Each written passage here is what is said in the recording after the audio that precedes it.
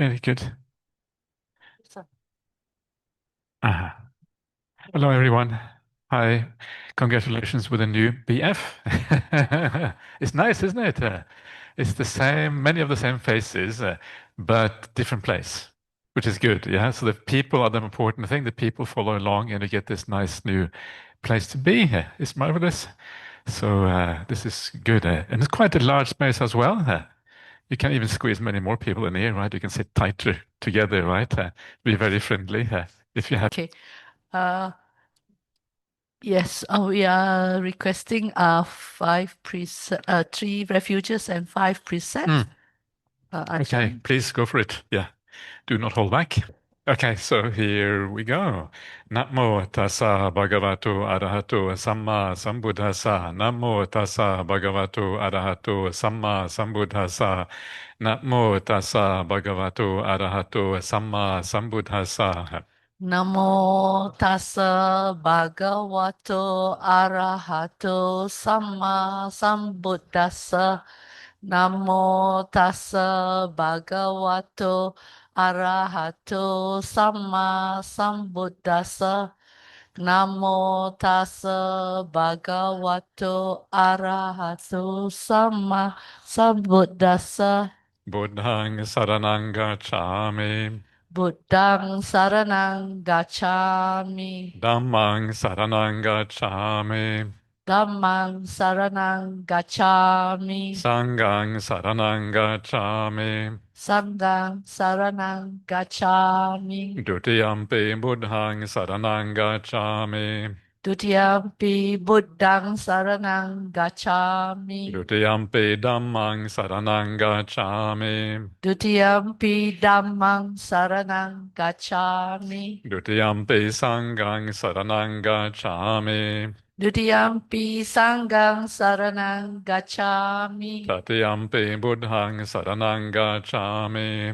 Tatiyampi buddhang saranang gacchami. Tatiyampi dhammang saranang gacchami. Tatiyampi dhammang saranang gacchami. Tatiyampi sanghang saranang gacchami. Tatiyampi sanghang saranang gacchami. Tisaranagamanaং nittitang. Ama bante. Pānātipātā vērāmani sikkhapadang samadhiyāmi. Panatipata veramani sikkhapadang samadhiyami. Ādinādāna vērāmani sikkhapadang samadhiyāmi. Padinadana veramani sikkhapadang samadhiyami. Kāmesu micchāchara vērāmani sikkhapadang samadhiyāmi. Kamesu michachara veramani sikkhapadang samadhiyami. Musavāda vērāmani sikkhapadang samadhiyāmi. Musavada veramani sikkhapadang samadhiyami. Sura meraya majjapamadatthana vērāmani sikkhapadang samadhiyāmi. Sura meraya macha pamadatana veramani sikkhapadang samadhiyami. Imani pancha sikkhapadani silena sugatin yanti silena bhoga sampada silena nibbuten yanti tasma silang visoda. Yay! Nama bante sadhu sadhu sadhu. Okay. Very good. Well done, everyone. That's marvelous. It's nice. It ends off with Visoda. Yay! At the very end. Yay! So it's suitable. Okay. So what next, Eileen here? Uh, Your Dhamma talk, Dhamma? exhilarating and wild misconceptions about Is the it? Dhamma. Okay. So, okay. Very good. No meditation today? Like no meditation? Okay. It's up to you, Ajahn. Up to me, Yes. really. Okay. Let's do a little bit of meditation together. Yeah, it's nice just to kind of calm down and relax a little bit. So let's just do a very short one. All right.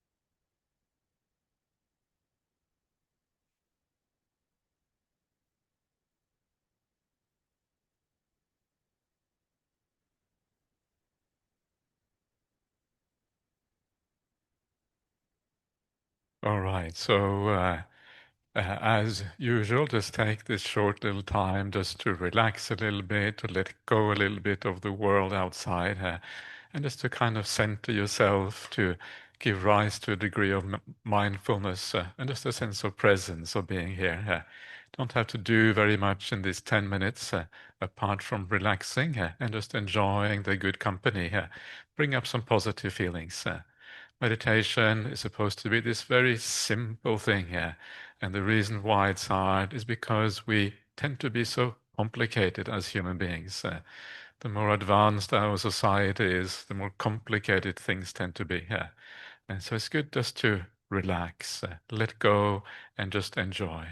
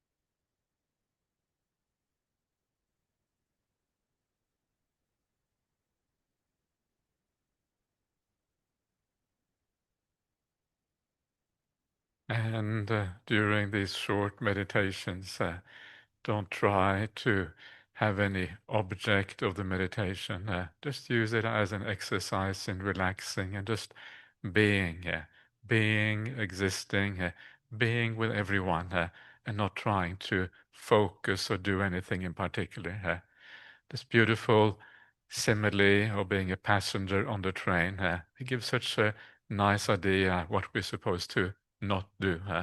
Just sitting there, enjoying the good company, enjoying being in a place where we're doing something positive. And what a marvelous thing that is. And just getting into that state of mind where you're sitting back and just being aware of some good feelings, good vibes, if you like, of a place like this.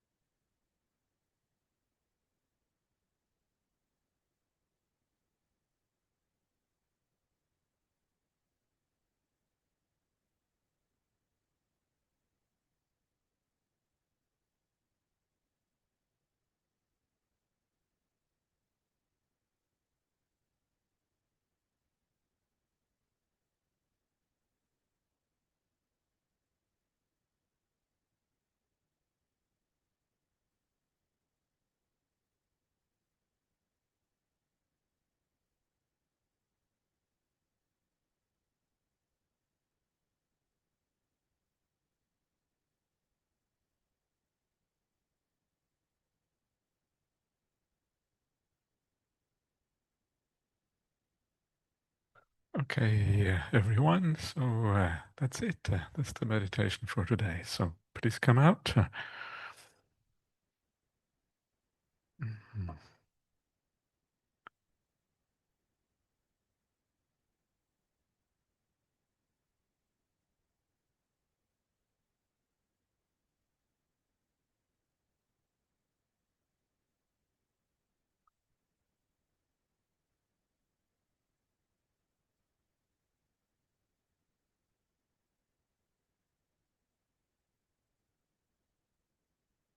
Okay.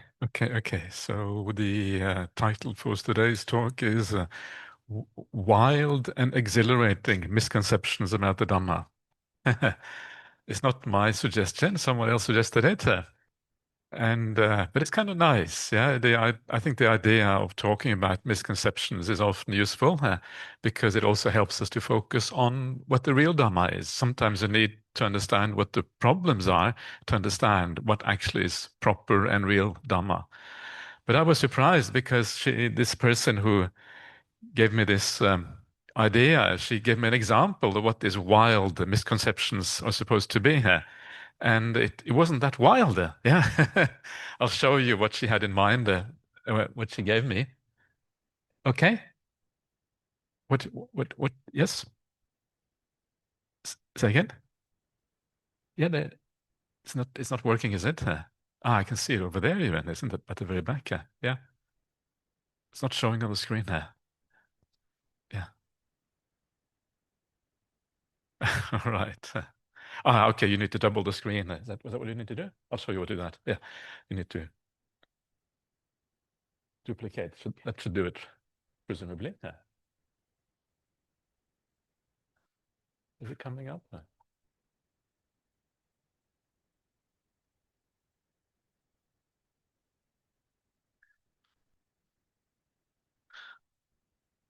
Hmm.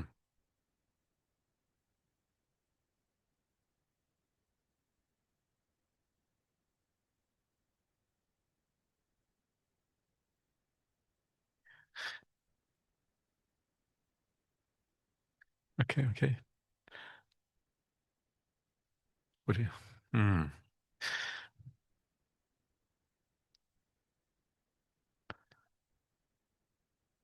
Anyway, yeah. Even if it doesn't show up, it doesn't matter that much because we can still do it. So it's okay.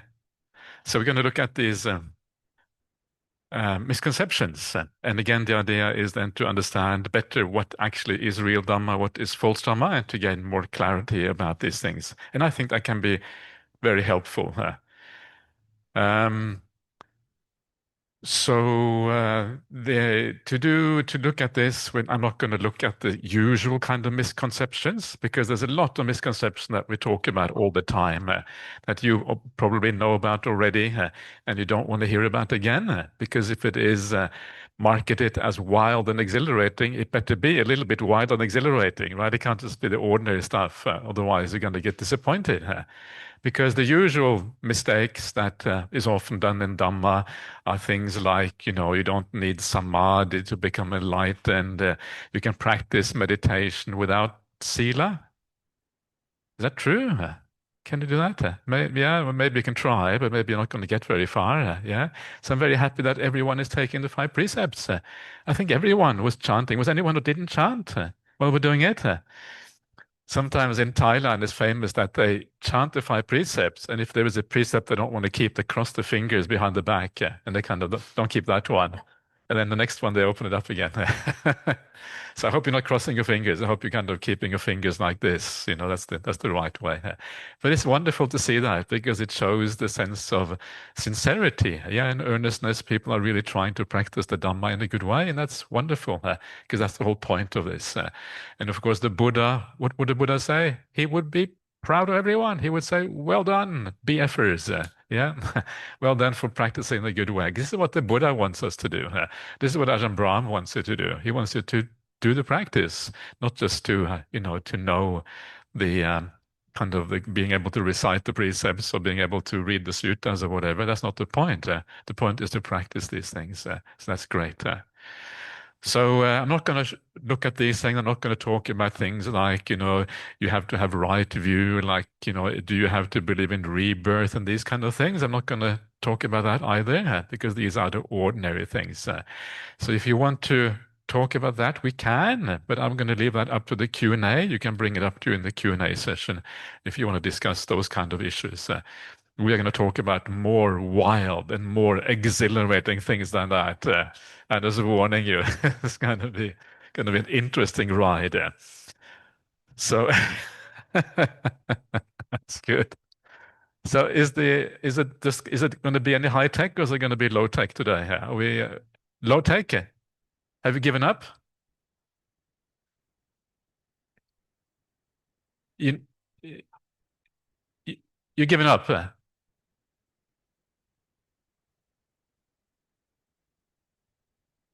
Unless I have what? I can. It's not a sutta. It's a Word document. I can email you the Word document. Is that a good idea? Yeah. If you come over here and then I can email it to you, and then you can put it up over there. I'll just go online here. So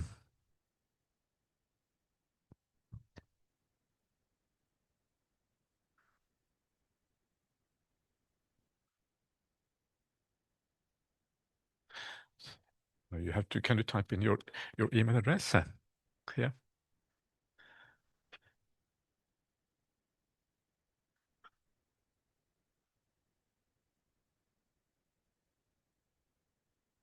Aha. Okay. So I'll just let's see if I can get it sorted out.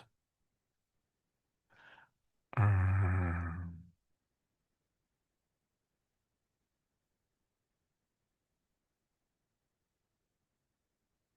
okay.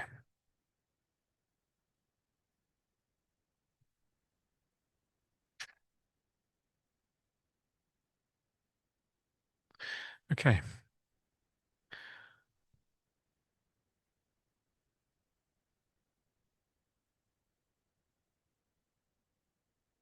Have you got it? Maybe. Maybe not.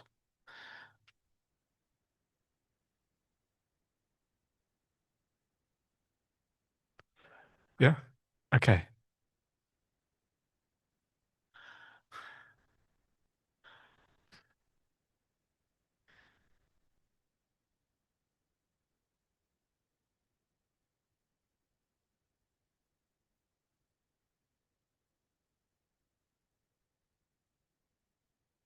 All right. We'll just get started. So these are the ones, and the one that kind of started this whole thing.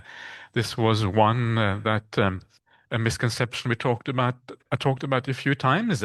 And this person who asked for this, I'm not sure if I'm allowed to say. Am I allowed to say? It's Hui Kim. So Hui Kim knows the suttas really well. And so she was surprised to hear this. And because she was surprised, she thought that we should have more of these kind of uncertainties, the surprises in the suttas. And the issue that she was surprised about was, you know, when you practice the Dhamma, you move through the various stages of awakening. Yeah, is there anyone here who is really new to Buddhism? Who's kind of really new, doesn't really know very much?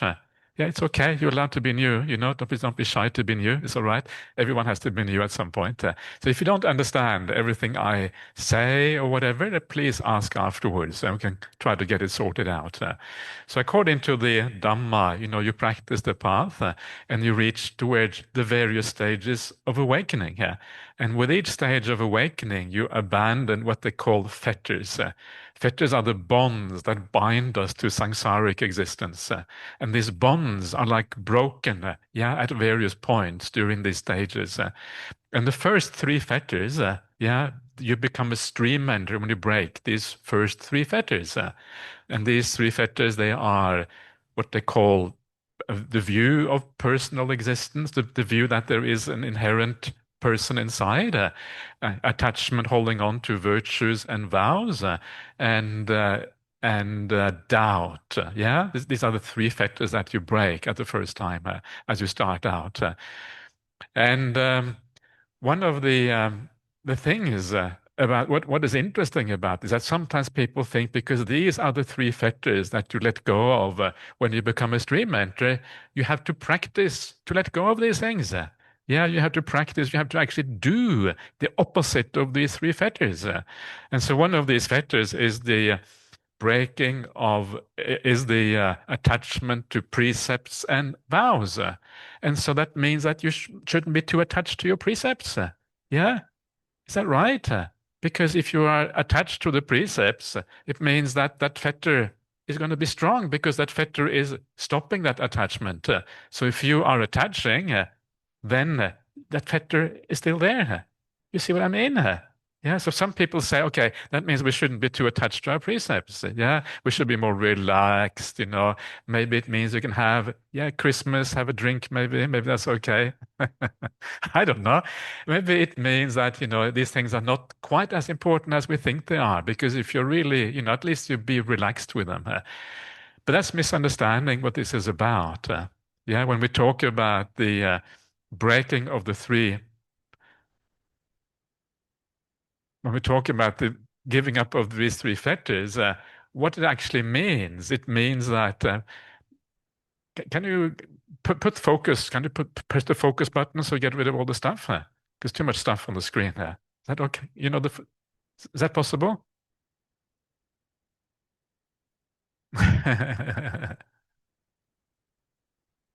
At the bottom of the screen, it says usually there's a focus button you can just press and you get the focus on it. Yeah. Okay. Never mind.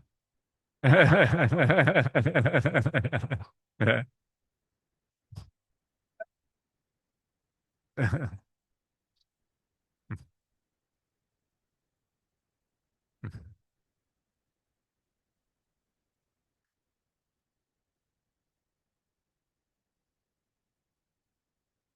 Ha, time to drink some tea. This is good.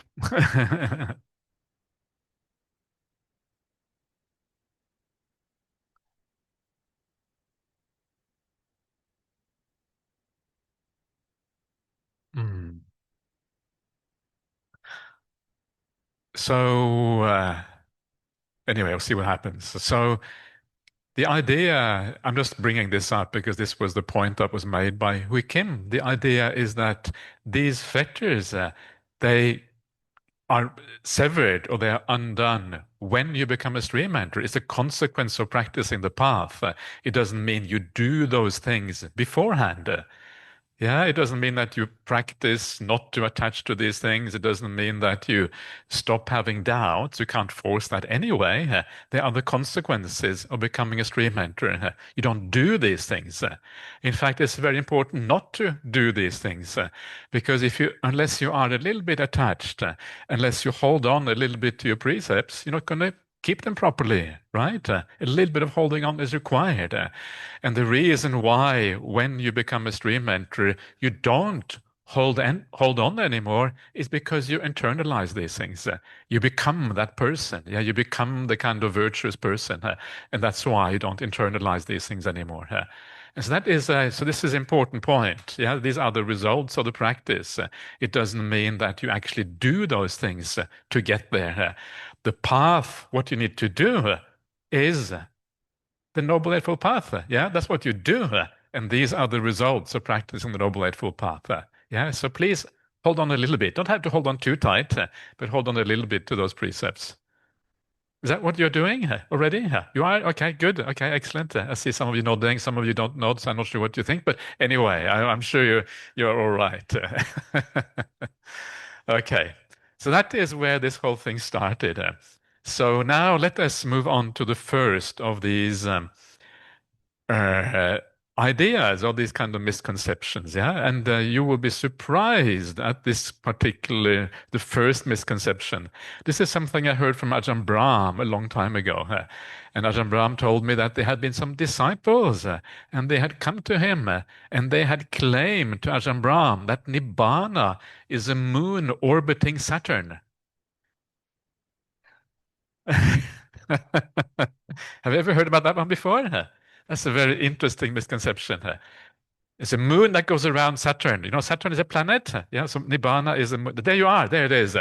Nibbana is a moon orbiting Saturn. Wow, that's nice. That's much better. So well done. Okay. So Nibbana is a moon going around Saturn. And it's kind of absurd. Yeah, you wonder how can anyone have this kind of idea? We're talking about wild and exhilarating, Kim. So there you are. This is wild and exhilarating. Where not sure where you are. Anyway. And it sounds really absurd when you hear about it. But the reality, it is not as maybe as absurd as you think it is, because many people think of Nibbana as like a place. Yeah, it's a place where you go after you become enlightened. You have the various kind of planes of existence. You get reborn maybe in higher and higher planes. And the kind of the highest beyond everything is like Nibbana. It's a very common idea as some kind of existence. And so it's not kind of entirely weird that people should think this. But the idea of Nibbana in Buddhism is way too profound for that. In fact, it is so profound, it's very difficult to really talk about it and to make sense of it. And so Nibbana, the way to think about it, and the way it is translated by many people these days, is simply as extinguishment. Yeah, the extinguishment of something. Nibbana, the going out of the fire. Yeah, the fire inside, the fire of greed, hatred, and delusion, that is what goes out. And so when you become an arahant, that is the attainment of Nibbana, it means that those fires are no longer there. You become cool. Anyone wants to be cool? Everyone wants to be cool, right? This is kind of the reality of things. And there is a Pali word for cool, it's siti. And one of the names for the arahant, one of the epithets for the arahant is siti bhutto. Yeah, the one who has become cool.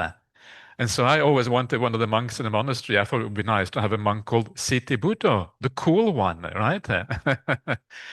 And so I said it, and I think monks are too shy to take on names like that. I said, no, don't want that name. No, not that one. And then finally, recently, there was one monk who accepted my suggestion of becoming Siti Bhutto. Now we have a Siti Bhutto in our monastery, the cool one. And it's actually quite cool. Yeah, it's kind of a relaxed, kind of cool character. So next time when you come to Bodhinyana Monastery, look out for the cool one. Yeah. And if you see someone really cool, okay, you must be Siti Bhutto. So Nibbana is about being cool. Nibbana is about being extinguished. Yeah, and especially it is the extinguishment of suffering. Yeah. Is there anyone here who doesn't have any suffering in their life? It's very hard to find anyone who doesn't have suffering. Everyone has more suffering than they want to. This is the ending of all suffering. It's almost unimaginable. Yeah, very, very hard to imagine what that means. But of course, one of the things it means, it also means the highest happiness. Nibbana paramang sukhang. Nibbana is the highest happiness. One of the famous sayings of the Buddha. So I don't know. So Nibbana is not a moon orbiting Saturn, yeah, or not even Jupiter, yeah, or any other planet. But you can see why maybe you can see why people might get into this kind of ideas. I wonder who said that actually. It would be interesting to know what kind of person that was. No idea. So this is the first misconception. So yeah, so you asked for wild quick so there you are. Second misconception. Are you ready? Okay, second one.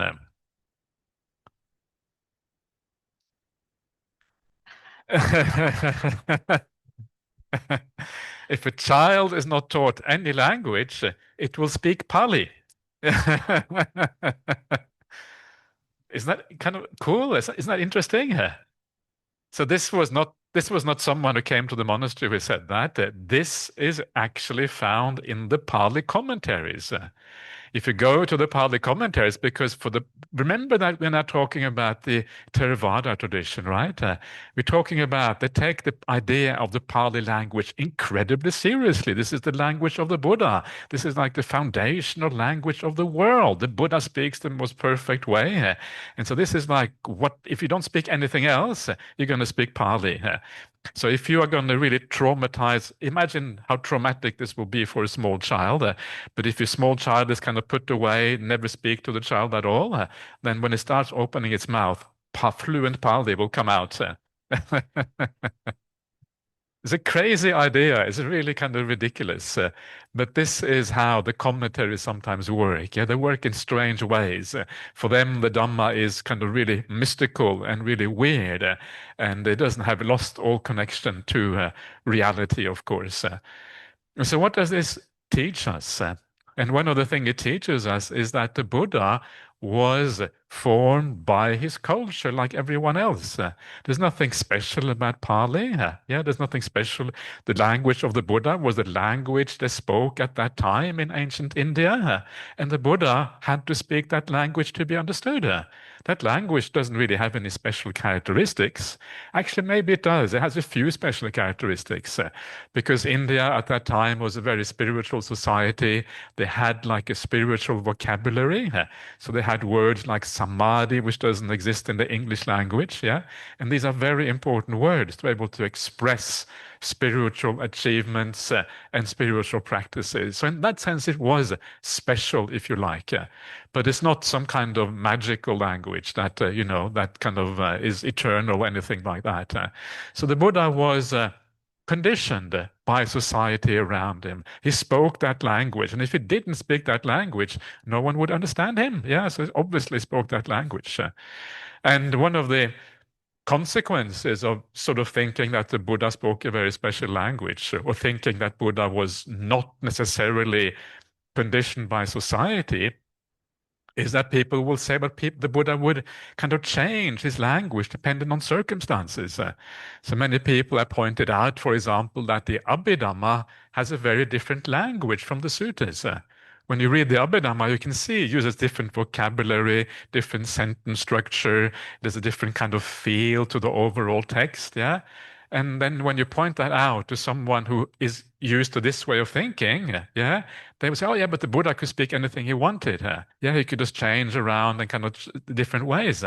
So he would, when he went to 𝐾𝐻𝑒𝑣𝒂𝒂𝒕𝒊𝒏𝒈 heaven, he wanted to teach his mother the Abhidhamma. Have you ever thought about that? Here you are, the mother of the Buddha, and he goes and teaches you the Abhidhamma. Poor mother, yeah. What she gets is the Abhidhamma. She doesn't get the real sutras, anything like that. I think that's really awful that she gets to hear the Abhidhamma. I don't think that's kind of inspiring at all. I think it's terrible. It's really weird, isn't it? Okay, mom, here I'm going to teach you Abhidhamma. Yeah, okay. What is it? I don't know if you read the Abhidhamma. It's really kind of really uninspiring usually. Anyway. So the point is that the Buddha had to use a certain language because that is what people understood. And the Buddha was conditioned to know that language. You cannot just change around willy-nilly and come up with entirely different things. This has no kind of this lack of historical understanding of how human culture works. Yeah. And so once you understand the way that language works and how it develops over time, it is very obvious that the Abhidhamma is not spoken by the same person as the suttas. I'll give you an example of this. So if you imagine reading English, right? I don't know anything about ancient Chinese texts, but let's just stick to English language.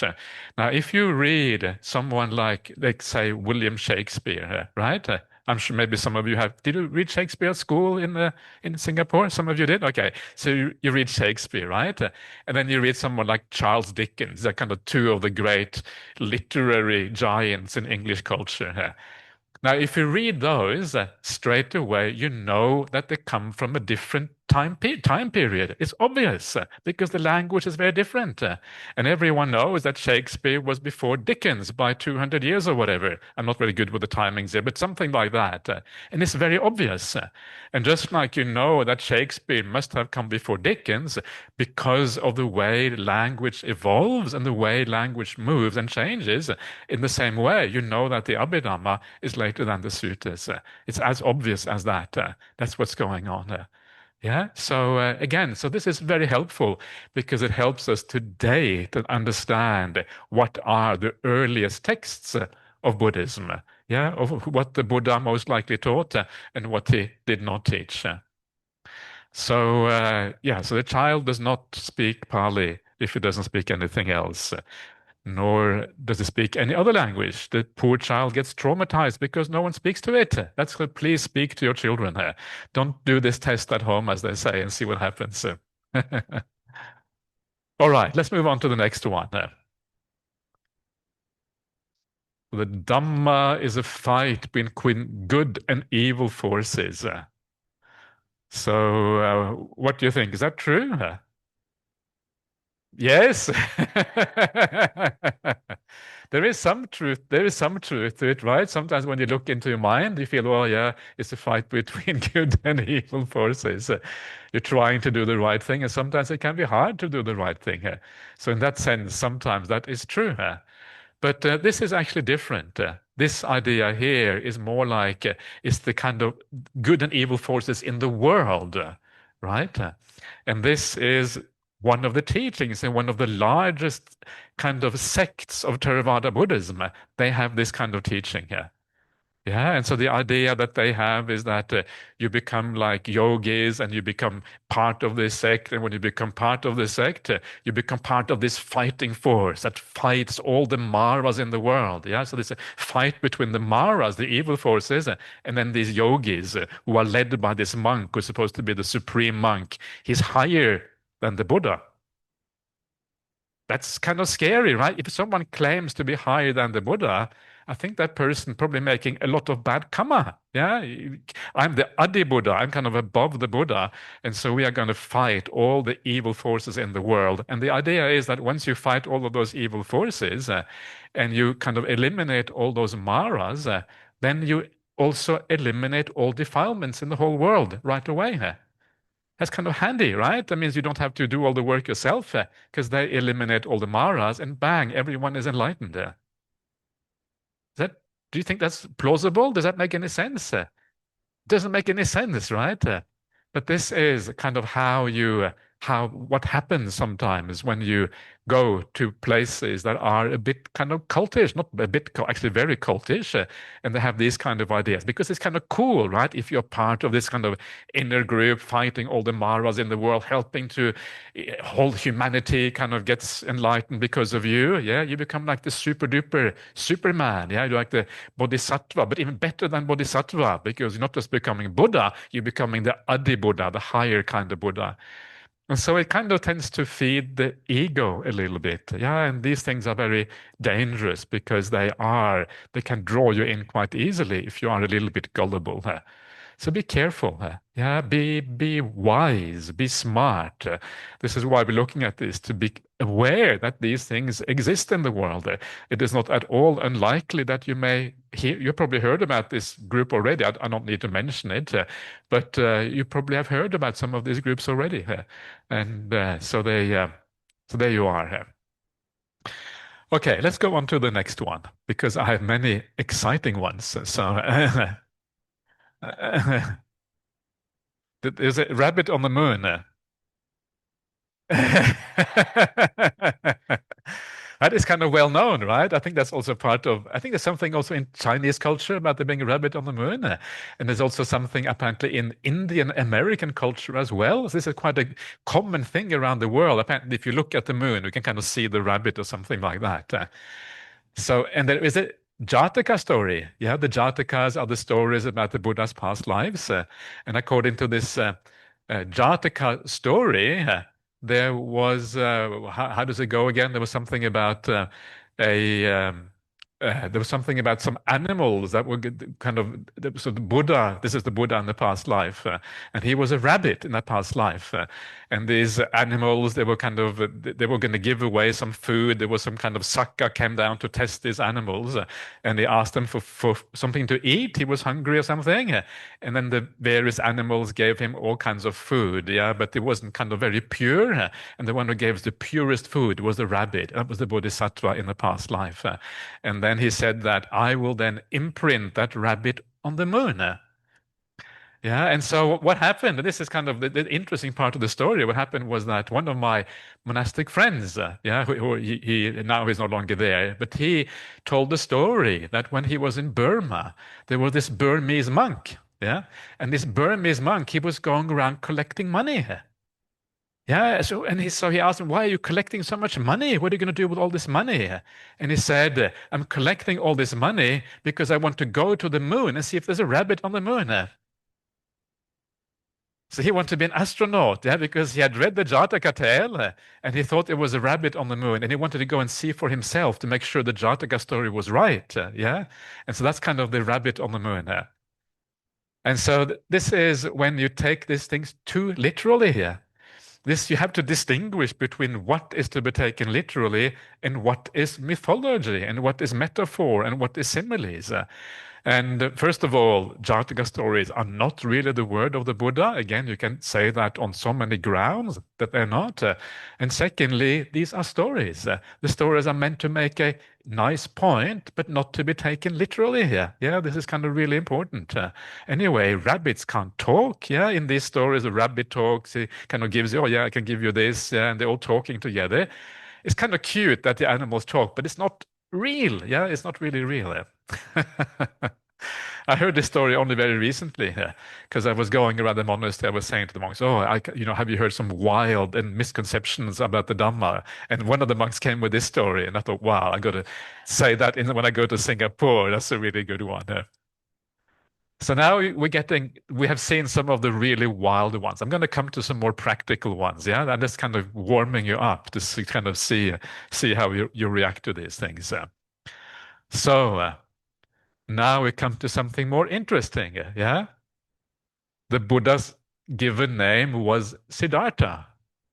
Was it Siddhartha? No, you say, wow, okay. Are you sure? How do you know? Did you ask him? Are you, have you? So we don't know exactly if the Buddha had a given name, right? But in general, if you read the sutras, it doesn't say anywhere that his name was Siddhartha. This is kind of accepted understanding in the Buddhist world. And sometimes you tell people that actually we don't know anything about that. People think, what? Is that true? His name is not in there. And actually it's true. If you have read the sutras, you don't find it anywhere. This is a later idea that arose later on. And Siddhartha means something that the one who has completed his mission or completed his goal. Siddha is like this idea of someone who has completed and fulfilled. And Artha or Atta is the goal or the purpose that you are trying to achieve. Yeah. So it sounds a bit like an epithet. It sounds a bit like something which is given because someone has achieved what they have. It's like the word Buddha. Yeah, it's not the name, obviously. A Buddha is a title, means the awakened one. And Sugato is another one. Sugato means the one who has gone well. Yeah, the one who has achieved something high, gone to a good destination. Sugato. Bhagava means like the Lord. Bhagava is a word used in India for the gods. Yeah, it is like kind of the lords in India. So all of these are titles given to the Buddha, and Siddhartha is probably one. The closest we come to a name is probably Gautama. Yeah, that's kind of where we're getting close to a name of the Buddha. So this is just to give an idea of, you have to be careful sometimes. Just to give an example of how careful you have to be and how often the Buddha is misquoted. I don't know if one of you we had a couple of Buddhist conferences in Perth. You were there, Eiling. Where are you, Eiling? Over there. Yeah, you were there. So there was one in 2006 and one in 2015 or 2009 and 2015. I can't remember, something like that.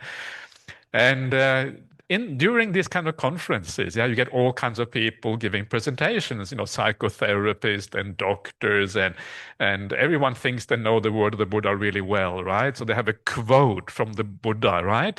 So the quote and then underneath the Buddha, right? And so I saw all of these people, yeah, having this kind of, because everyone wants to quote the Buddha, yeah, because they know this is a Buddhist conference. And look, and every single one of them was not a quote of the Buddha. Every single one, yeah. And that's kind of how dodgy it is. We don't really know what the Buddha taught. People have no idea. They read random stuff in random places. And if they can't find anything, they just make it up. And they call it the Buddha afterwards. This sounds like the Buddha, so it must have been the Buddha. Okay, the Buddha. And so I was in San Francisco a couple of years ago, and I went to some of the Buddhist centers there. I went to a place called the Sati Center for Buddhist Studies. A really nice guy called Gil Fronsdal who runs this center, and he is of Norwegian ancestry. His parents were Norwegians. I thought, yeah, I'm going to meet this guy. So he's kind of nice because I also kind of Norwegian ancestry. not sure what I am now anymore. I have lived in Australia over half my life. I spend a lot of time in Singapore. So I'm kind of mostly kind of Norwegian, little kind of partially Australian, a little bit Singaporean, and a little bit Indian as well, because I love to go to India as well. So I kind of consider myself partly Indian as well. I think a lot of us, maybe anyone else here who were Indian in the past life, you think that's possible? Why are we Buddhist, right? It's interesting. So anyway, I went to his place, and he was aware of all this kind of fake Buddha quotes, and so he had this picture of the Buddha, and underneath it says, "Pretty sure I never said that." Yeah, the Buddha. That was so to the point. It was really kind of cool. So anyway, so the Buddha's given name, probably not Siddhartha, or we actually don't know what it was, but it's more like a title. So let's go on to the next one.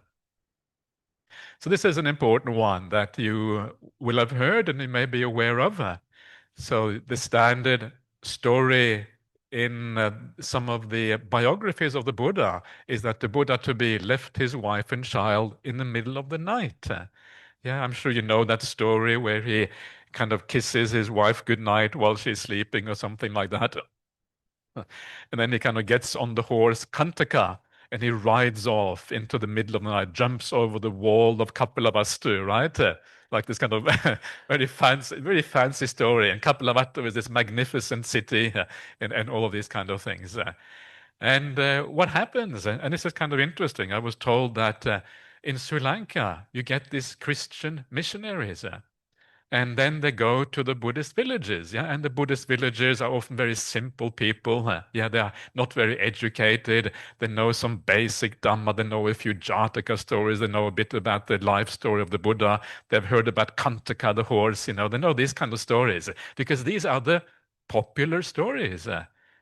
No one is interested in the suttas, right? Suttas are really boring, yawn. But these stories, they are really interesting. Jataka stories, Dhammapada commentary stories, the Buddha's life story. These are kind of really cool stories. So that's what they know about. And so these Christian missionaries, they go into the villages and they say, the Buddha was really irresponsible. Yeah, he left his wife and child in the middle of the night and just rode off. Are you sure you want to be Buddhists? Do you want to follow a person who is irresponsible? Yeah? The Buddha wasn't any good. Yeah? Be a Christian instead. Yeah, Jesus, you can rely on Jesus. Jesus is safe bets. The Buddha, not so sure. And and then these villagers, yeah, they're very simple people. They don't really know. They have heard the story. They think that's the true story. They think, yeah, you have a point, actually. Yeah, maybe the Buddha wasn't as great as we thought he was. Maybe he made some big mistakes. Yeah, wow. Oh, sorry, Buddha. I think I have to convert. And then they and they end up becoming Christians, right? Sometimes for these very simple kind of things. And okay, fair enough. If that is kind of if your idea of the Dhamma is so simple, then maybe you might as well be a Christian. I was going to say it doesn't maybe matter all that much. Yeah, it's not such a big deal.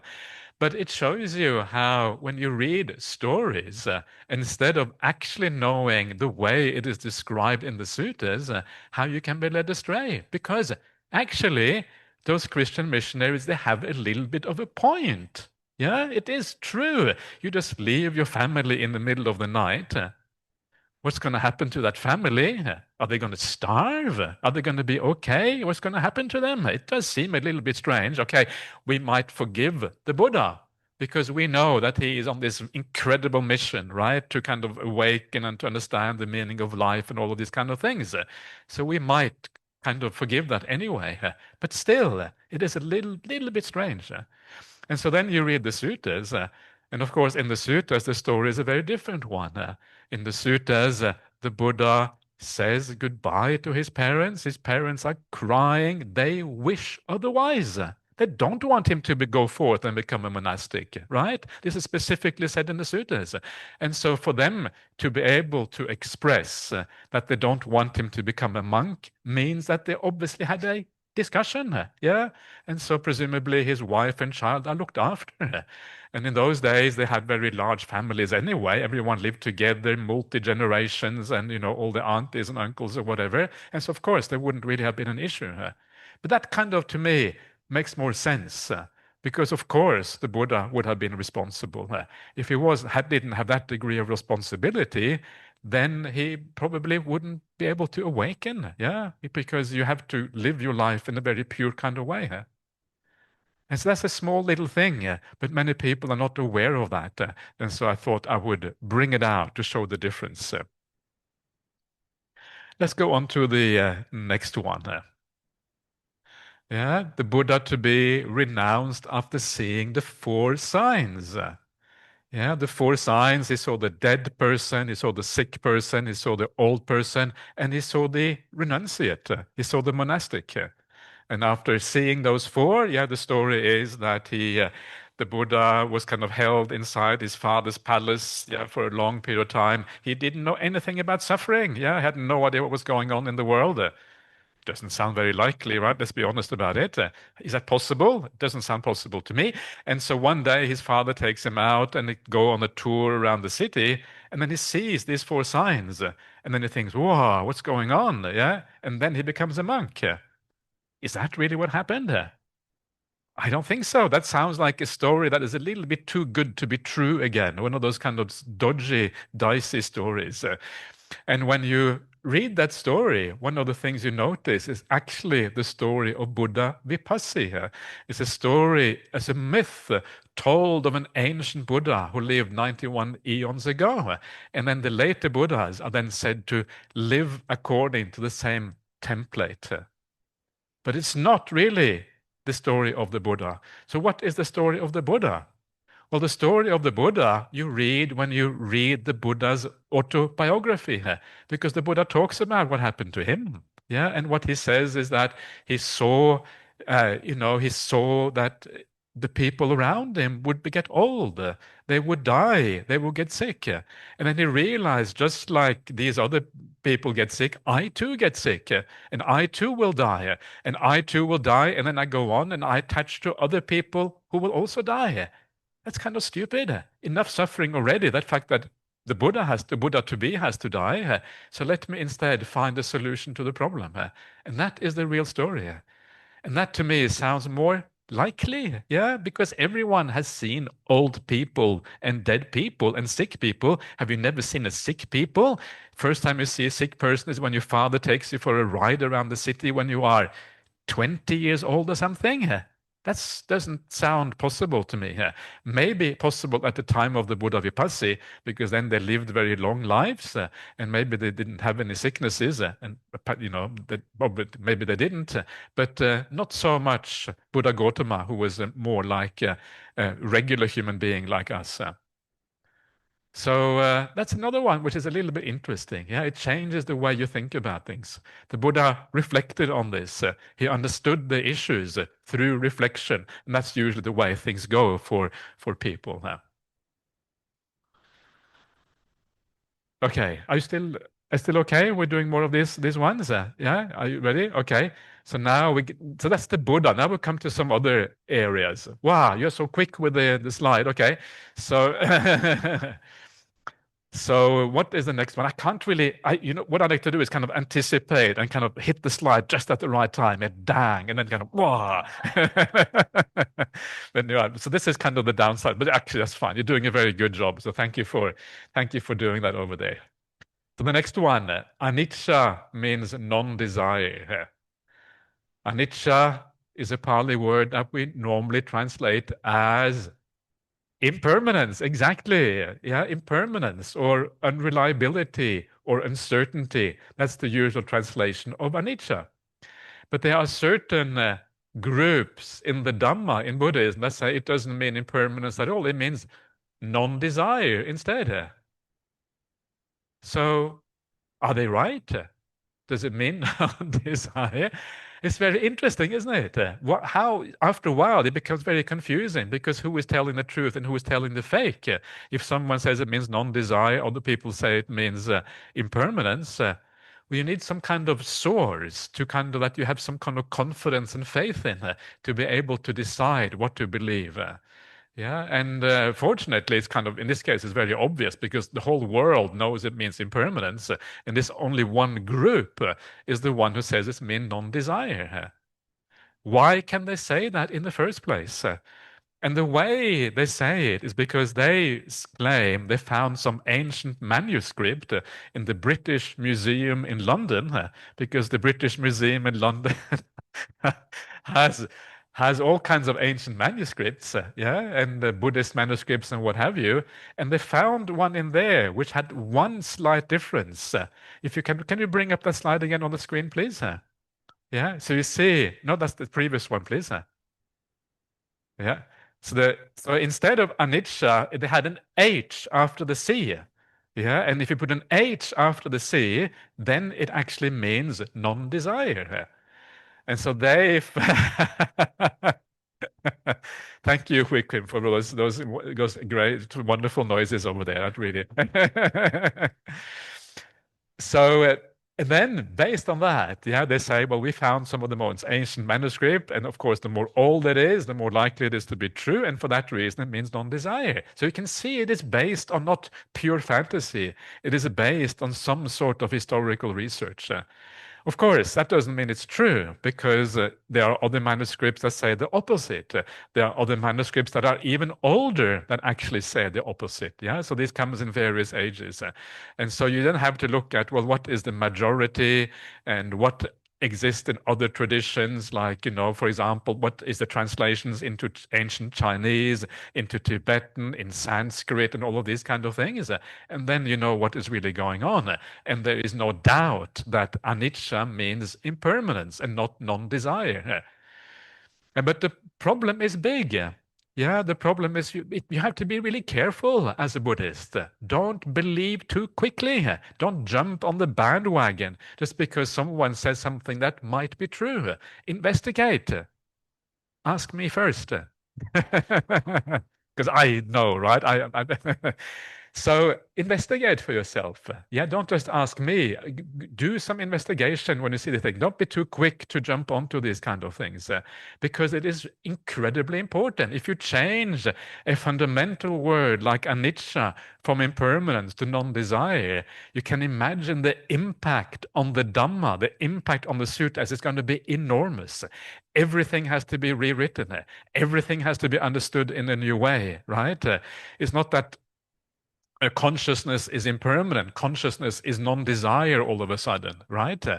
Everything is completely turned around and becomes something completely different.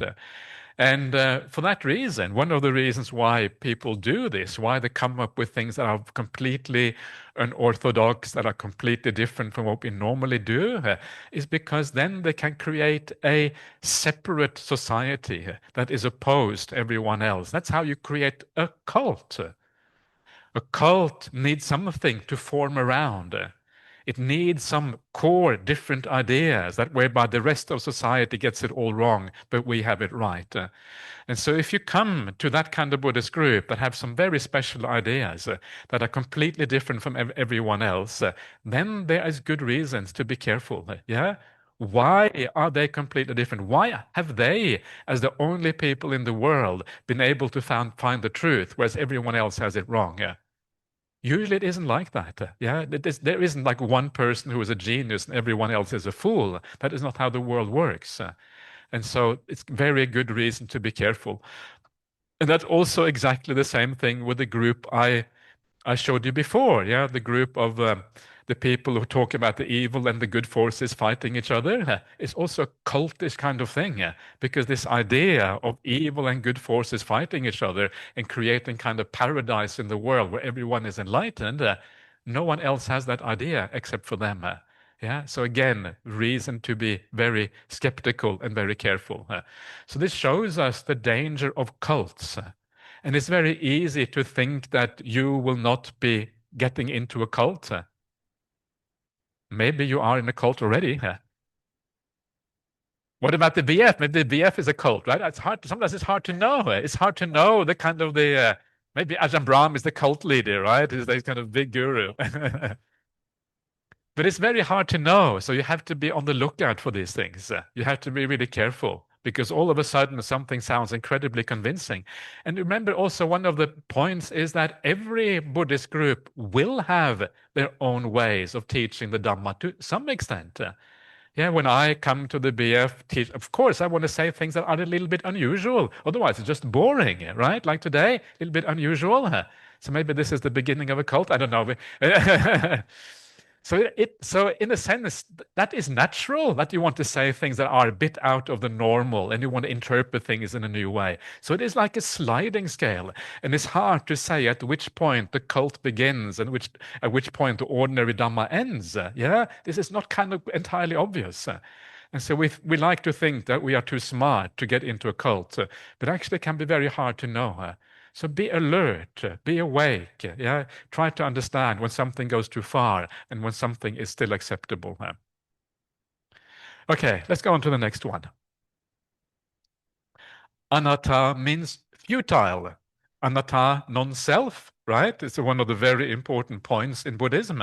And this is the same Buddhist group that talks about anicca, meaning non-desire, the same group that says anatta means futile. Doesn't mean non-self, it means futile. So this is kind of a big deal because anatta is the one thing that the Buddha said he discovered.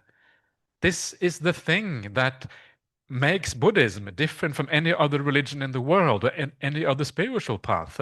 So if you change that, you're changing the very foundation for Buddhism.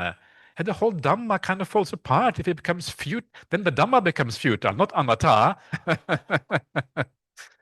So you can see that this is really a big problem. Yeah, it's a really kind of big issue here.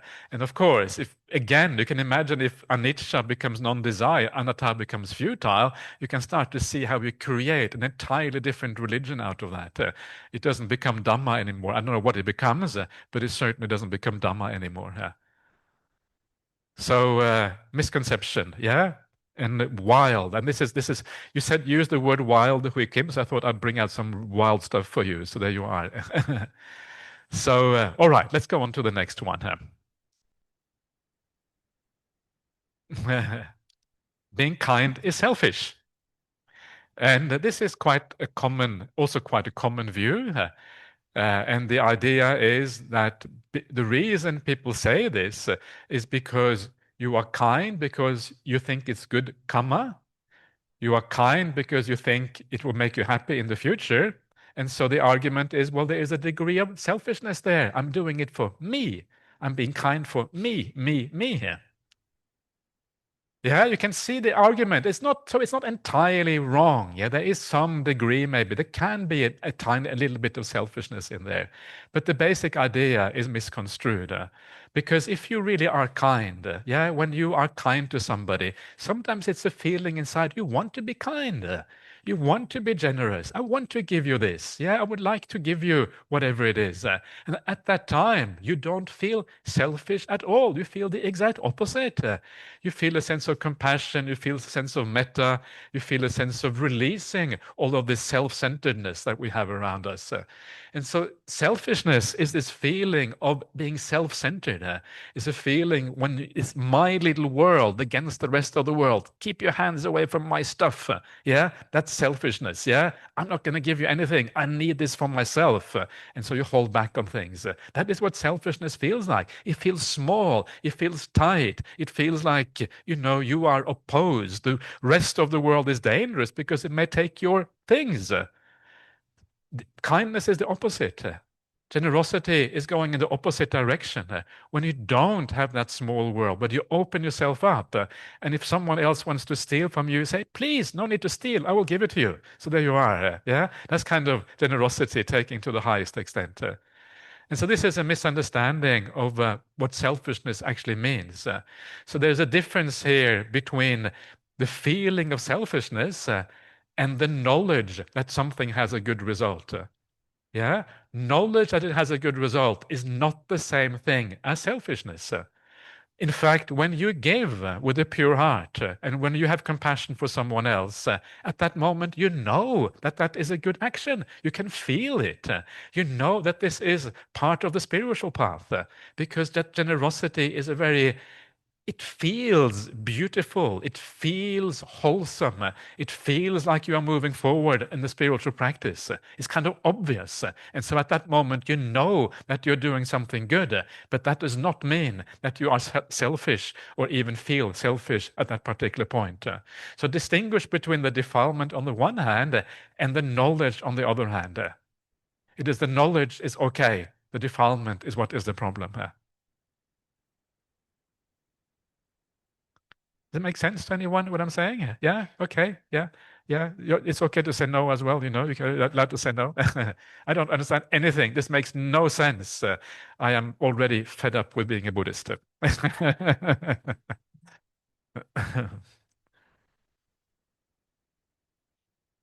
All right, let's go on to the next one. The Buddha and Arahants are unconditioned. Yeah, this is kind of one of the views. Often we talk about the Nibbana as the unconditioned. Yeah, and so Buddhas and Arahants are unconditioned because they have achieved Nibbana, right? So they are like, they are kind of solid. Their mind is like this kind of no, they are just one thing all the time. Nibbana is there and Arahants are there, so they are unconditioned. It means that they are not kind of affected by anything. Yeah, they're outside, kind of. They are like the idea in the Sutra that the lotus that stands out of water, yeah, can grow and still part of the world, but now it kind of stands above the world. That's kind of the idea there, in a sense. And so there is a way in which that is true. To some extent, they are a little bit unconditioned, right?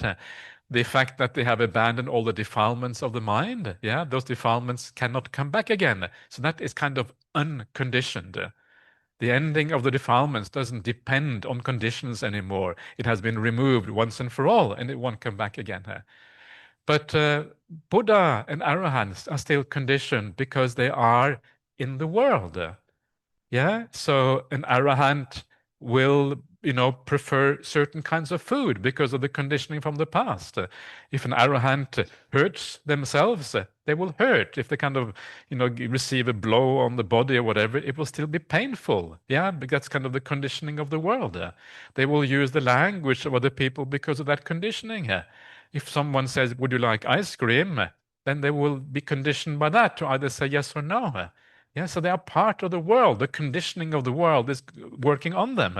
If you say, "Would you like breakfast?" they will say yes. If you don't say, "Would you like breakfast?" they can't say yes, right? They are conditioned by your question.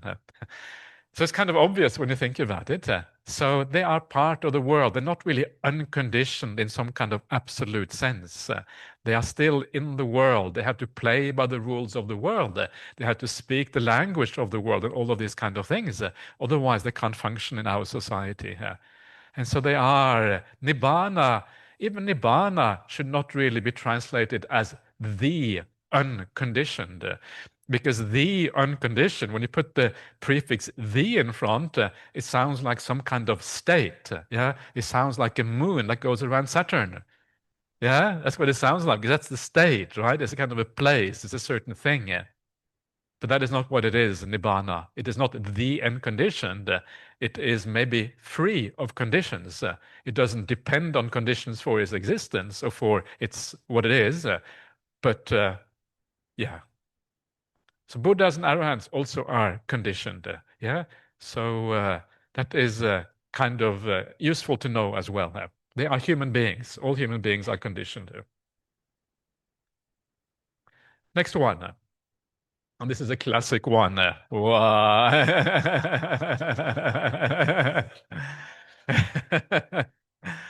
This is what you hear sometimes in the world, right? And it was very interesting because recently I had a discussion with one of the bhikkhunis, yeah, one of the nuns that was ordained in Perth, and she said to me, "Yeah, that's right. Yeah, reborn as a woman is due to bad karma." And she was making this argument very strongly with me. I said, "No, I think it doesn't make any sense to think that." She said, "Yes, it makes sense."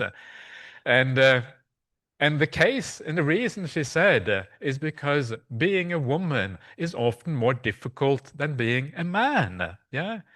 And one of the typical things that is talked about, woman, for example, you have to be pregnant. Yeah, that's considered. Maybe that's, I don't know if it is bad, but that is something that can be considered bad, maybe. And in ancient India, one of the ways that society worked at that time, one of the reasons why it was difficult to be a woman at a young age. Yeah, maybe you were 12 years old or, young teenager. You were sent off to live with your in-laws. You got married and you were sent away from your family. And this was often very difficult because obviously you have attachments to your family, and then you get sent to this place and maybe they treat you as a slave. I don't know how they treat you. If you're lucky, they don't. But if you're unlucky, there might be a bad family. Yeah, so you can see why, and even in our modern society, sometimes I think it is more dangerous to be a woman in our world than it is to be a man. It's more easy to be taken advantage of. Yeah, it's more easy for things to go wrong. You may not have as much power, even now in our society. It is more male-dominated. Yeah, so all of these things, arguably, you could maybe argue, that there is an imbalance there. But does that mean that it is bad karma to be a woman? And I don't think so, because karma, the difference between men and women is, after all, quite small, right? The difference between a dog and a human being, well, that's quite big, right? Let alone between a human being and a cockroach. It's really a big kind of thing. But between a woman and a man, tiny difference in comparison. And when we talk about rebirth, we're talking about these realms. Yeah, you become a ghost, you become a human being, you become an animal or whatever. That is what it is determined by karma, not the small differences.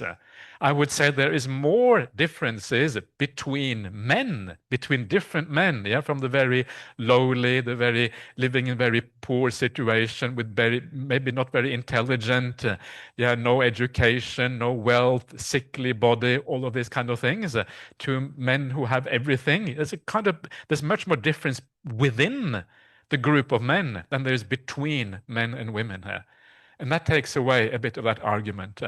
And so I don't think you can talk about it in that way. I would rather say that the difference is that you tend to be born as a woman because you are attached to being a woman. You enjoy being a woman, right? If you are used to being a woman, okay, then you tend to carry on. And if you're used to being a man, then you tend to carry on, unless there is something that determines that now you have to change your gender for whatever reason. Maybe suddenly you want to be a woman for whatever reason. Maybe you think, oh, women, they can have children. I'm a man, I can't have children. Okay, next life I'm going to be a woman. I don't know. Maybe, yeah. Maybe this happens sometimes. I'm not interested, but maybe maybe someone might think like that. So I think this is the wrong way of thinking about things. And also, I think once we start to think in this way, that being a woman is due to bad karma, we start to discriminate. Yeah, it's a very dangerous thing to think, because at that moment, then you start to look at women in a different way. Yeah, so I don't think it is, first of all, true, and also I think it is dangerous to think these things. Yeah. All right. So I hope I have convinced you on that one.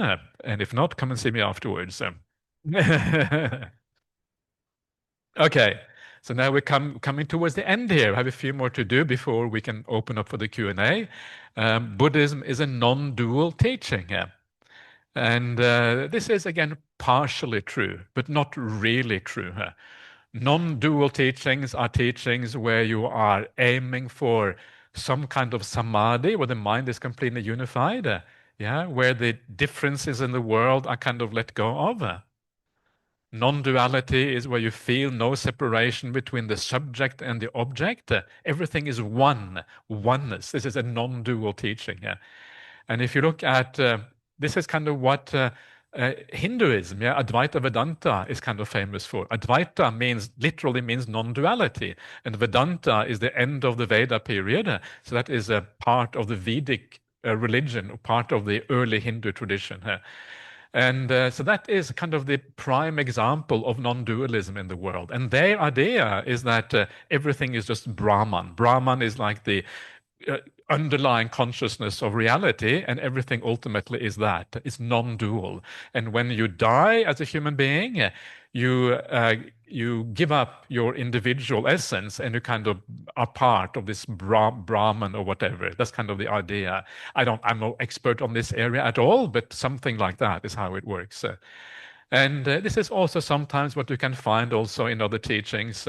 Sometimes you find this in Christianity, yeah, the idea of God and merging with God. Some parts of Christianity, especially Christian mystics, they talk about these kind of things. And so you can find this around the world. And you can also find it in Buddhism. There are Buddhist sects too that have these non-dual teachings. And when non-duality is the goal of the Buddhist practice. But it is not really found in the early suttas. This is not how the Buddha talks about the goal of Buddhism. In Buddhism, there is non-duality. Yeah, there is the idea of ekatta. Ekatta means oneness. It is similar to Advaita. There is, but it is only a preliminary thing in Buddhism. Samadhi, the non-dual teaching, is just a preliminary stage, and your idea is to go beyond that, go beyond non-duality. And this is why Buddhism is the teaching of emptiness. Yeah, emptiness means the ending of all things. Nothing really remains. So non-duality is kind of part of the practice, part of the path towards an even higher understanding that even the non-duality of the world is ultimately conditioned, is ultimately there because of causes and conditions. And eventually that too will kind of come to an end, yeah, and then you have to carry on in whatever way. So Buddhism is not really, in the ultimate sense, a non-dual teaching. It is a teaching about emptiness, and sometimes this is why Buddhism is so challenging. Because how can emptiness be better than non-duality? Yeah, doesn't it sound nice to be unified with the whole world? Everything is just love. Everyone is unified. Yeah, there is no sense of ego anymore. The ego is kind of dissolved into the larger consciousness of everything. It sounds beautiful. If you practice the Brahma Viharas, metta and compassion and the jhanas and samadhi fully, you experience that universal love. Yeah, you can experience that. So there is obviously some truth to it. And of course, it is incredibly attractive. Yeah, this feeling that you're breaking down the boundary between all people, the feeling that everyone is kind of together now. There's finally complete understanding. There's no real separation between us. All the foundations for violence and wars and conflict, all of that is completely removed. Yeah, now there's just kind of harmony and living together in a positive way. It's a very beautiful teaching and very, very attractive. And what do we have as Buddhists? Emptiness. But the point is, and this is what is so hard to understand, is that emptiness is even more powerful, even more fundamental, even more deep and meaningful and profound than these other teachings. Yeah, and that is kind of the point here. And so when you reach emptiness, actually, you go beyond these other things. You go beyond the samadhi. The Noble Eightfold Path ends with samadhi. And from that samadhi, you then achieve the insight into emptiness and the ending of all things. So there you are. Yeah, Buddhism is a non-dual teaching. Is actually a misconception. It is partly, but that's not the goal of the Dhamma. The Buddha was omniscient. This is one of the standard views that you find, especially in the commentarial literature. They talk about the Buddha as omniscient. It's a standard view in Buddhism. But you don't find it in the suttas. In fact, the Buddha says it is impossible to know all things and everything at once. The idea of omniscience is the idea that you know everything. Yeah, and the Buddha basically makes the point that that is impossible. You cannot know everything at any one particular time. So no, but what the Buddha does know, he knows everything within human experience in a certain way. He knows that all experience is impermanent. He knows that all experience is dukkha. He knows that all experience is non-self. That is what he knows. So in that sense, he understands all experience. In that sense, he understands everything. But it doesn't mean if if the Buddha walks down the road and, you ask him what is the way to, some obscure place in Singapore, he doesn't know that. Yeah. How can he possibly know that? Yeah. That is not what it means to be. So he has a full understanding, but within a limited scope, the scope that matters. Who cares about this particular road in Singapore, right? It's kind of irrelevant. It doesn't matter unless you live there. It's kind of handy to know, but otherwise. So, yeah. So Buddha's knowledge is complete, but within a particular area. Now, come to the last one. This is the last one I'm going to talk to you about. The Buddha was a Brahmin. Or sometimes they said the Buddha was a Hindu. Yeah. So was the Buddha a Hindu? My leg is a little bit unhappy, so I'm going to put it out. So was the Buddha a Hindu? They say that Jesus was a Jew, right? So if Jesus was a Jew, then truly the Buddha was a Hindu, right? Because Jesus lived in a Jewish society, the Buddha lived in a kind of a Hindu society. How could he not be a Hindu? How could he not be part of that society? So there is some truth to that, yeah, that the Buddha was part of that society. He was a kshatriya. He was part of the aristocratic warrior caste in ancient India. So he was part of that system, that part of, viewing the world. But the society in ancient India was a very kind of pluralistic society. There were lots of different religions, lots of different spiritual paths. And you could be a kshatriya, but not really part of the Brahmanical teaching. You could be a Jain, you could be a Jivika, you could be, all of these various religions was there. So Indian society is kind of very different from how we're used to thinking about things. Yeah, you could be, culturally, you were kind of a Hindu, but religiously, you were actually part of something else. And of course, the Buddha, he was a seeker of truth. He wasn't really tying himself up. In many ways, he was disparaging of the Brahmanical culture, because the Brahmanical culture was all about, maybe not all of it that he was disparaging of, but he was disparaging of the rituals and the fact that the Brahmins kind of kept these mantras for themselves, and that's how they made a living and all of these kind of things. And he didn't, that part of the Brahmanical culture, he kind of dismissed. But then there was other parts of the Brahmanical culture that he took on board, yeah?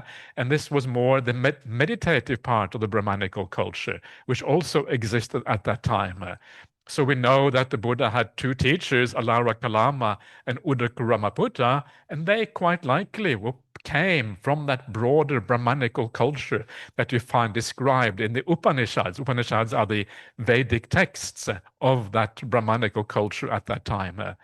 So in one sense, he was part of this. He was kind of, yeah, in a cultural sense, but religiously he was very free, and he was looking for truth and searching for truth. But what about the idea that the Buddha was a Brahmin?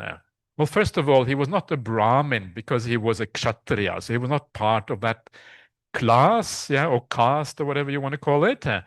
But in the suttas, sometimes the Buddha would call the arahants a Brahmin. Yeah, sometimes said, "Oh, you are a Brahmin." But the way that the word is used in the suttas, it is used in a new kind of way. And this is one of the things that, what the Buddha is very skilled. He uses language in a new way, and he uses the existing concepts and ideas of that time and applies them in a Buddhist sense. And so the word Brahmin, in that sense, the Brahmin, because they were the highest caste, he uses that word to mean someone who is spiritually elevated. Yeah. So if you are an arahant, you are a Brahmin because you are spiritually elevated. Not only are you a Brahmin, but you are a true Brahmin. Other Brahmins may not be true Brahmins, because even though they're born in a certain caste, they don't have the same spiritual elevation. Yeah? So the Buddha is a Brahmin in that sense, in the sense that he is spiritually elevated, in the sense that he has reached kind of the highest goal of the spiritual path. But he is not a Brahmin in the more ordinary sense in that society, which means being born into a particular family or a particular caste or whatever. So that is the Buddha. Was the Buddha a Buddhist?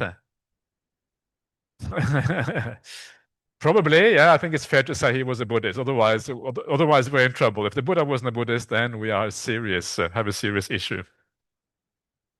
So that is the little talk about misconceptions and kind of strange ideas in the Dhamma. And please keep this in mind. There are many, many more things. Probably this list could be almost endless because there are endless kind of falsehoods and misconceptions in kind of any area of life, let alone Buddhism, which is so complicated in many ways. So it's just the idea here is not so much to give you a final understanding of the Dhamma, but to open up the idea. Be careful when it comes to these ideas. Don't believe too quickly. Look at the evidence, yeah? And if there are grounds for having doubt, then have doubt, yeah? Don't be too sure of yourself. There's often possibilities of uncertainty. And in the end, one of the reasons that, we have focused so much in our monastery on what we call the early Buddhist texts is because they are the foundation for all of Buddhism. All of Buddhism rests on those texts. And if those texts are wrong, well, then Buddhism kind of falls apart. The assumption is that these texts have basically got the message of the Buddha right, and so everything leans kind of on those things. The rest of Buddhist history is meaningless without those early Buddhist texts, and that is where we look for kind of the final arbiters, if you like, on what is the real Dhamma and the real teaching of the Buddha. Okay, so that is my little talk for you today, a little bit unusual talk.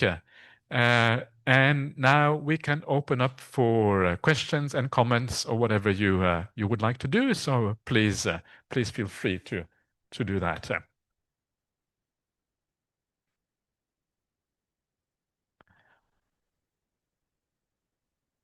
Thank you, Ajahn.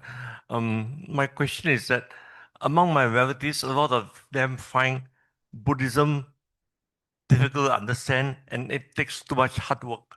I have many relatives in the 60s, 70s. They go into the typical Buddhist temples, but it's very difficult to get them to say, I invite them over here. No, they don't, but they will be happily converted to a new religion. Any ideas, any recommendations? If I was invited by you, Dr. Henry, I would come straight away because so what can you do sometimes? Yeah, sometimes it is very hard. And it is true that the Dhamma is harder work than many other religions. I told this story many times, but my father told me the story when he was in Malaysia. My father was in the shipping industry, and so he would travel all over the world, and he was in Malaysia, in KL, on some kind of business trip, and they were having dinner in the evening after signing the business deal or whatever. And so at this dinner, there was this lady sitting next to him. She was one of the Chinese Malaysian or whatever. And she told my father, probably because she thought my father was Christian. So she told my father, I've converted from Buddhism to Christianity. My father was not a Christian, so there was no need to say that. But anyway, she probably thought that was a nice thing to say. And then my father said to her, well, why did you convert to Christianity? I'm not sure whether he disapproved or what he did. I'm not sure what he was thinking, but he asked her why. And she said, because it's a much better deal. Whereas in Buddhism, we have to make karma, we have to study the sutras, we have to meditate and all these kind of things. And so yes, so there is something to that. And that is the issue here. And to me, the Dhamma is so much closer to real life. Yeah. If you are kind, of course, you feel good about yourself. If you live well, then good things tend to come back to you. If you meditate, you become more peaceful. If you think in a certain way, you are wiser. So of course we should go to the Dhamma. And I think any person who has an interest in life, an interest in how to live in the right way, will tend towards the Dhamma because it is a much more inquiring, much more interesting in that particular sense. So tell them that if they are smart people, come to Buddhism. That's it. No, you know your friends, Henry. You know what you have to do. So whatever whatever works. But that's a little bit how I think about it. It's kind of interesting because in Singapore, it's a little bit opposite of what it is in the Western countries. Because in Singapore, it's like all the grandparents, they are Buddhist and they go kind of to the temple, and they joss-sticks or whatever. I'm just repeating what I hear. So the first thing to say is that in the suttas, the Buddha actually says that it can be done. And what the Buddha says, whether they can receive that merit or the good action we do depends on where they are reborn. That's the first one. So they have to be like a hantu. I learned the local word for ghost, right? Hantu. So you have to be hantu. If you're not hantu, you cannot receive it. Yeah. So peta is the Pali word.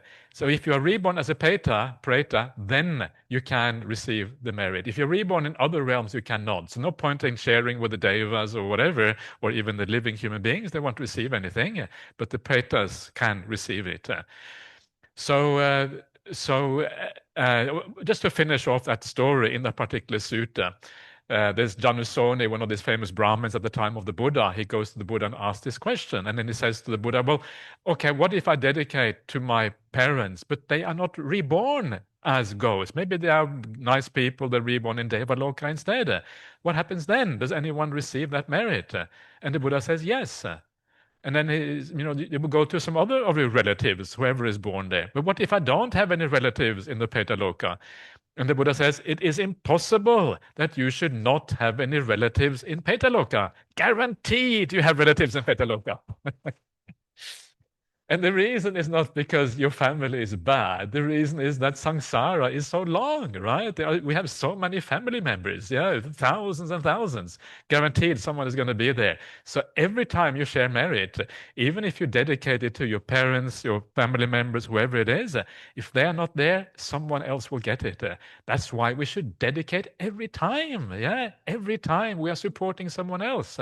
And you are also making good karma by supporting your relatives in that way. So how does it work? Well, this is how usually it is said to work, and I think there's something to this. Petas in 𝑝ētaloka, they are often close to this realm here. That's why sometimes people feel the petas or see the petas. The reason is because they are quite close to us. And very often they are attached to the buildings where they were living. I was just thinking. Well, we have just moved into this building, so maybe, I don't know. Anyway, so I'm not going to. So, so what that means is that they tend to be around, and especially if they are your family members, they will have some feeling for you, right? If your parents have died, they must still have some attachment to you because you are the daughter, and so they will be around. And so when you make a dedication in your mind, they can often feel that, and they will feel really happy. Wow, our daughter is looking after us even after we are dead.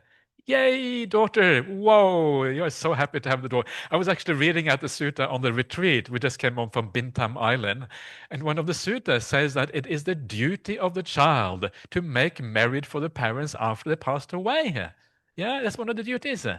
And so they will be there because they are around. They're not far away. And when you think of them, quite likely they will be aware that you are thinking of them. In that way, they can rejoice in what you're doing. And through that rejoicing, actually, there isn't really a transfer of merit. It's just that they are rejoicing in your goodness. That leads to a better rebirth.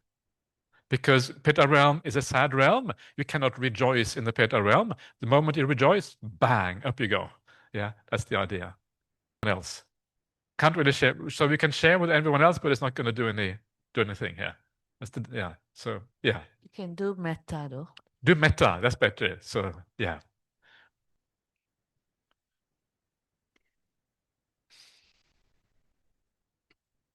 That's interesting because metta can sometimes transmit, right? So you can share metta with everyone. And when you do that, then the mental, the mind may have an effect on other people. Anyway, please. Ajahn, good evening to you. Good evening. Back to the point, that means misconception that woman has bad karma, that's why they are born. First of all, I qualify myself. I don't believe in that. Yeah. And should I believe in that? I believe women has better karma. That's why they are born women. But it's obvious that they see the logic, where the logic comes from, because as what you have just mentioned, it's the tougher world for women to be women as compared to men. Then since they suffer more, so it has got to be due to the karma. Just like when we say people who are born in Gaza today, they have bad karma. Yeah. People who are born in the more peaceful places, Yeah. then they have better karma comparatively. So if we can say that, why can't we say that woman has bad karma? Okay, so the thing is that not everything is karma. Yeah, so the reason why we suffer, it can be suffer for many reasons. The Buddha says, for example, that you can have illnesses, and those illnesses are just due to an imbalance in the body. It's got nothing to do with karma. It's just that, illnesses happen sometimes. And illnesses can be very serious. They can be cancer, they can be heart disease. You can die from those illnesses, and then not necessarily because of bad karma, but because of this is what the human body does sometimes. You can be reborn in a war zone. It is not necessarily bad karma because, again, sometimes accidents happen, right? You can be reborn there. It can be because of attachment to a certain family and you get reborn in that family, and then the war happens to come there. Yeah. So accidents and assault, all of these things can happen because of simply you are a human being and not because of bad karma. Very good example is the tsunami that was in 2004 or whatever, and that there was whole villages on Sumatra, Aceh province, the north of Sumatra, that got completely wiped out. Whole families got wiped out, whole villages, everyone died. Did everyone in that village have the same bad karma? Doesn't make much sense, right? It's kind of really weird if that should be the case. And that is just the case of being in the wrong place at the wrong time. That happens sometimes when you're a human being. So the Buddha never says that just because you die early, it is because of bad karma. What he does say, if you have done certain bad things, then you might die early, but not all early deaths are due to bad karma. Yeah, these are two different things. And so for that reason, we cannot say that. And I think one of the main reasons you become reborn as a woman is because you are attached to that. You're used to being a woman, yeah? And you enjoy being a woman. Whatever that means is somehow enjoyable to you. And if you become a man, you don't know what's going to happen when you become a man, yeah? I'm sure there are ways in which it is more suffering to be a man as well than to be a woman. Yeah, both genders probably have their suffering in certain areas. Yeah, and so it's not as one-sided as we may think. Yeah? So not everything is karma. And this is we're going to talk about karma on Sunday. Are you going to come on Sunday? Yeah, great, because there's going to be a talk on karma on Sunday. Tomorrow, okay. Sunday is going to be a talk on karma, so hopefully it will be uploaded later on. You can hear about it. So this is one of the big mistakes we make in the world. We think that everything is karma. Actually, it is not the case. Yeah. We have a question over here. Yeah. Okay. Yeah. Andrew. Yeah. Oh, okay. Yeah. Yeah. Okay. Thank you for the talk, Ajahn. I just want to ask more about when you say you have to be careful about interpreting certain things in the sutta, and otherwise you end up forming a new cult or something like that. Yeah. Yeah. I mean, isn't that how the different schools of Buddhism initially came about anyway? Because everyone has a slightly different interpretation of different verses in the suttas or different words. I mean, even Theravada, although we say it's the original, but there's an argument that even Theravada is not actually the original Buddhism, because it's based a lot on the commentaries. Yep. So, yeah, that's a very good point. Yeah, very, very good point, actually. And sometimes you wonder whether some of those schools actually were cults originally. Maybe they were, yeah. And then after a while, the cult leader died out, and they kind of got back to normal again. But they inherited some of those cultish ideas. Maybe it's possible. Or it could be more likely, I would say, it is just that there are valid different interpretations of some teachings. So you have the Sarvastivadins, you have the Pugalavadins. The Pugalavadins is a bit more dodgy, but the Sarvastivadins, you can understand why that would have emerged as a separate school, because they were trying to answer certain things in the Dhamma that weren't clear.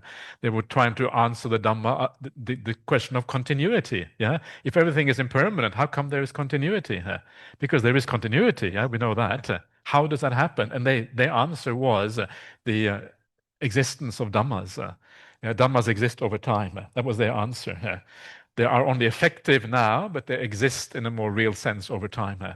And so I think many of them, they arose through different ways of trying to understand and make sense of the teaching of the Buddha, because everything wasn't worked out by the Buddha, because the Buddha wasn't really interested in philosophy. And then they were interested in philosophizing and trying to work it out, and that's kind of how they arose. So sometimes it is valid to have different opinions. If it is done in the right way, it is not cultish. If it is done in the wrong way and it's dodgy ideas, then it is more cultish. So so it's kind of hard. Yeah, you have to really kind of find your way through this. Even some of the Mahayana schools can be kind of bordering on the cultish. I find. But even Theravada schools, as you mentioned. Absolutely. And cultish can also be cults of personality. Some people are very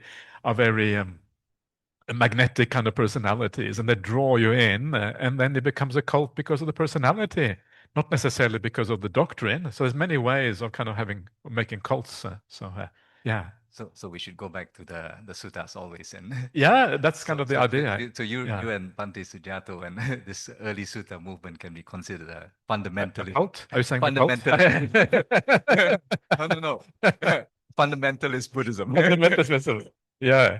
I mean, you could make a cult out of this, maybe we should, that's a good one. But I think so. And I think the point is that you take the Buddha as your teacher, ultimately, and by taking the Buddha as your teacher, you're kind of removing the differences between people a little bit in the present. So everyone goes to the Buddha, and then that kind of creates a certain equality, and then cultishness is less likely to arise. But in places where certain teachers are very charismatic and very powerful, and they tell you no need to read the suttas, just follow me, that's one dodgy sign already. Okay. Okay, Ajahn, I'd like to ask you for some comments on one possible misconception. I think in the teachings, we say that we need to be unattached, we need to let go. But somehow I find that sometimes it's being used as a facade for being aloof.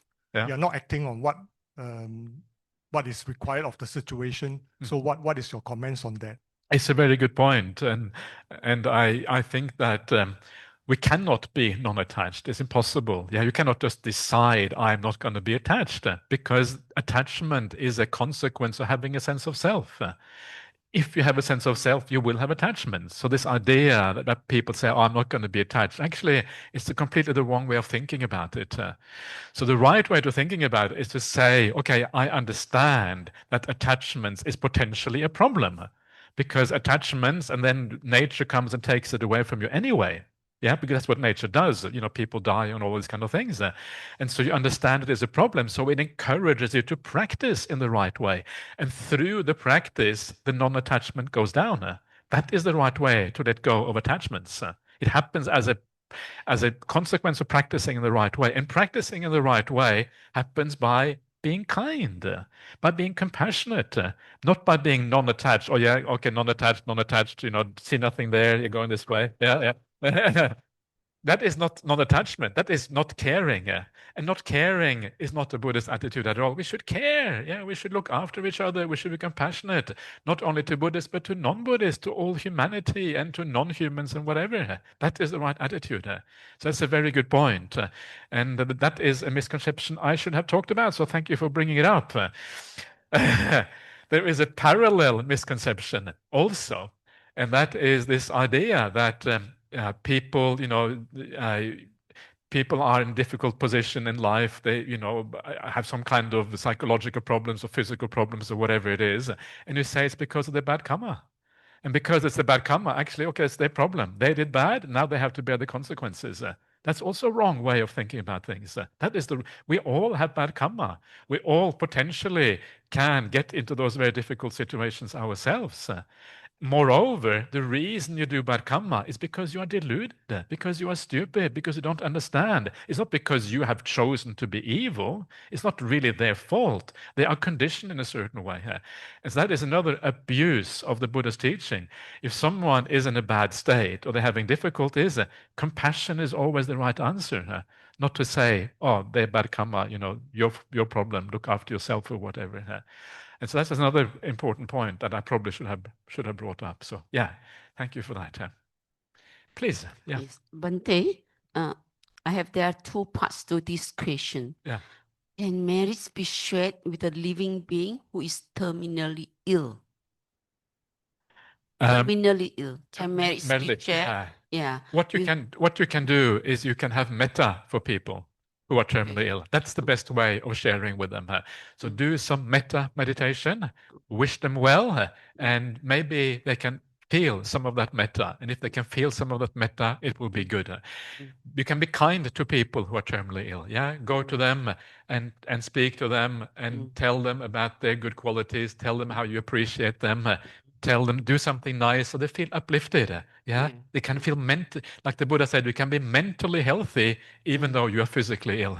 And we can help with that mental health by being kind, compassionate, and doing the right thing here.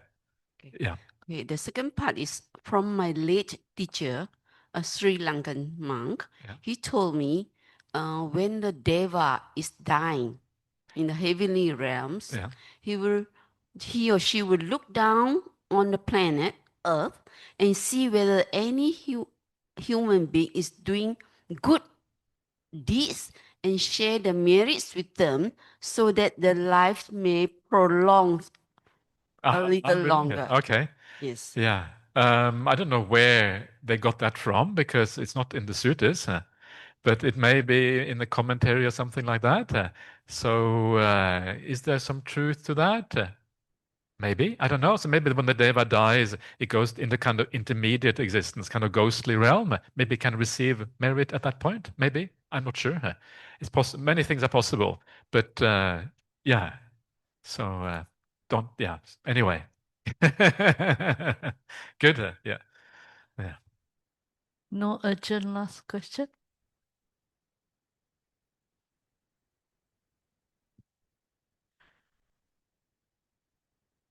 Ajahn, thank you for the wonderful talk. It is beyond my expectations. Thank you so much. Thank you. Thank you.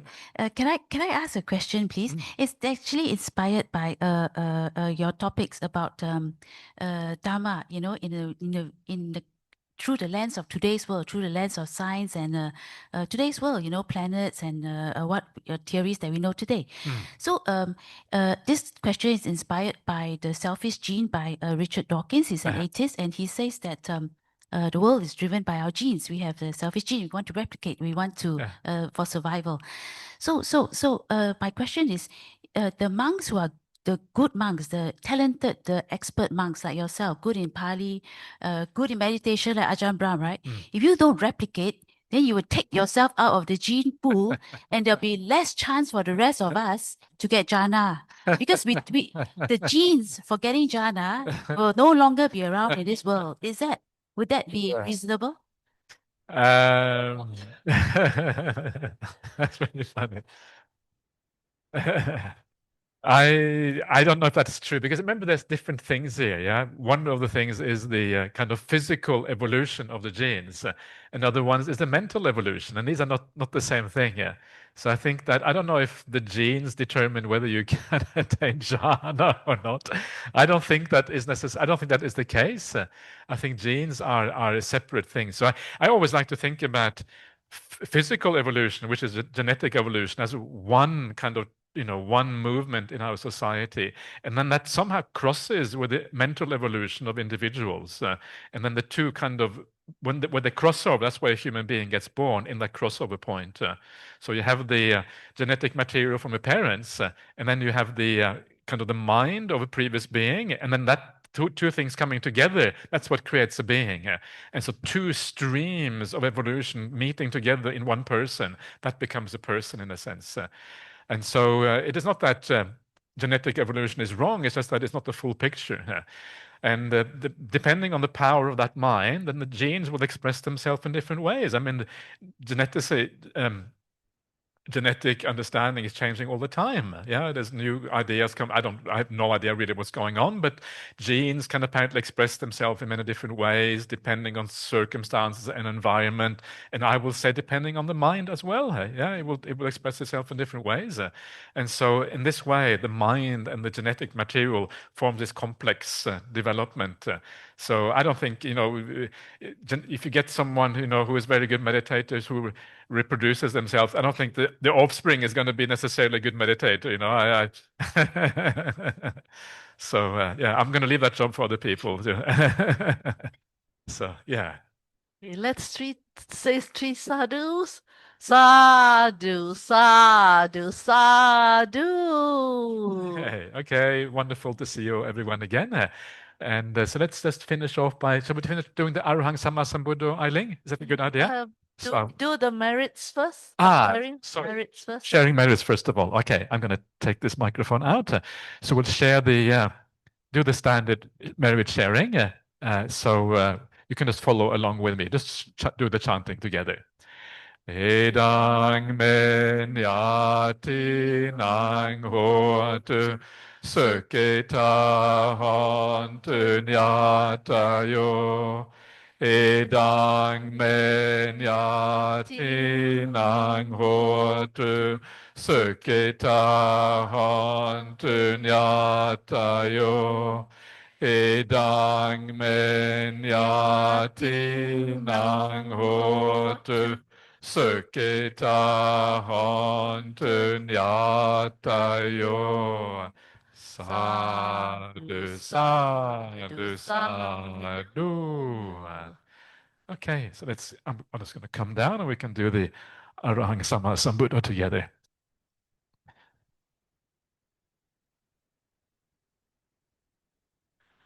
Arahang Sammasambuddho Bhagava Buddhang Bhagavantang Abhivademi Svakato Bhagavata Dhammo Dhammang Namasami Supatipanno Bhagavato Savaka Sangho Sanghang Namami.